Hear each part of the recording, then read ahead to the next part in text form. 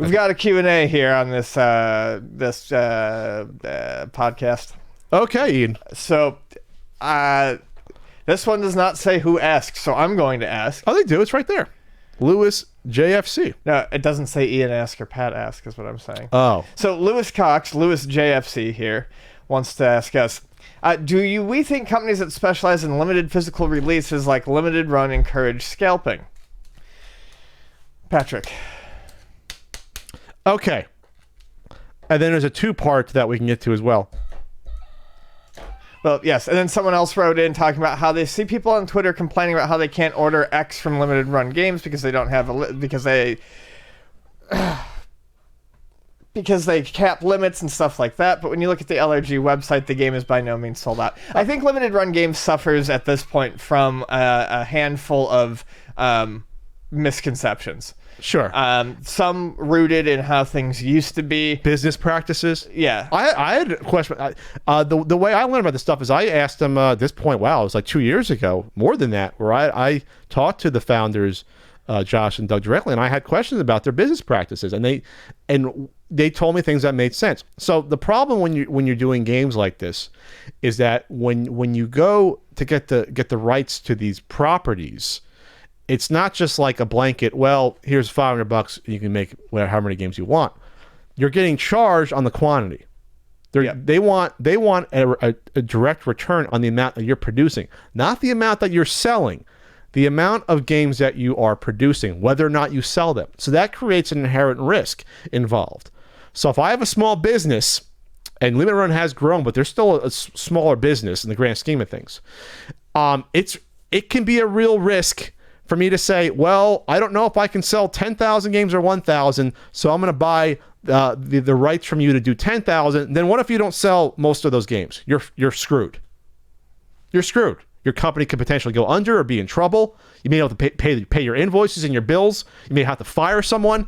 So, yes, when you go limited, you are hedging your bets on your risk if you can sell your products.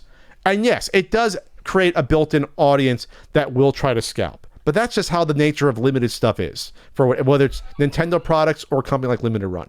So you can't say Nintendo is creating scalpers. Well, in some aspects, they should have realized better that certain stuff should have sold better and created more like the NES Classic. But Nintendo is not Limited Run. Nintendo can take calculated risks that a smaller company like Limited Run potentially can't. And that's just the bottom line. I'm not holding their water. That's just how business works. As far as the second part goes, the one about people saying that they can't order something, I've fallen victim to that too. Was a time with Limited Run, especially with some of the PlayStation 4 and the PlayStation 4 and Vita stuff, where you had to wake up and you had to order it. There was a certain number of units, and if you didn't get it, that was it. You were screwed. With the Switch stuff, though, they've done an open pre-order system. So, like, for instance, if you want River City Girls, you can still go and order River City Girls. It's in pre-order. They're not going to run out of copies that you can buy, and then when they do they'll just cap it at the end. They'll cap it at the end, and you'll get it. So they've been doing that for a while, but I think I do seem to run into some people that think that's still how it is. It's still the way it is, what it was with the PlayStation 4 stuff, and that, if you want a copy, you can't just, I guess, quote unquote, walk up and get one. Well, you can. You have 2 weeks to do that now. Yeah. I also understand, and I know a lot of the people there. I like Limited Run games. I've never liked the name. I think a lot of people get to the name and immediately get turned off and think that, it's Sure. That's... when you say something like Limited Run, especially in the collector world, yes, it has a connotation, but I don't think that their business practices actually really encourage anything like that. Because now it's not all limited runs anymore. One more.